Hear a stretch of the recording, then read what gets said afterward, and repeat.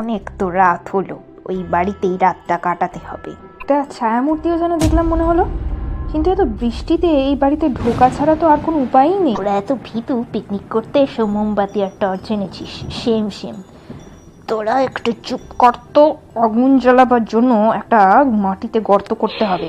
এটা আবার কি হাসছে রে? তোরা এখনো শিশু, ছাড় ছাড়, এই শর্মাকেই দেখতে দে। অনেকক্ষণ তো হয়ে গেল, হুলোদার তো কোনো পাত্তাই নেই। চল আমরা একবার গিয়ে দেখি। একটা মেয়েকে চলে যেতে বলে মনে হলো। একবার হাসছে, একবার কাঁদছে, কি যে হচ্ছে। এই বলতো, এটা তো একটা পাগলি রে। ভোর হলো কিন্তু এখনো তো ওর পাত্তা পেলাম না রে। ও বাবা, আমি যে আর পারছি না। এই যে দেখছি হলো, কিন্তু তোর হিস্ট্রি জিওগ্রাফি পাল্টে দিল কে এভাবে? স্যার, ওই পাগলিটা আমায় বেঁধে রেখে দিয়েছিল, আর ওই ছাগলটা আমার চুল খেয়ে এই অবস্থা করেছে।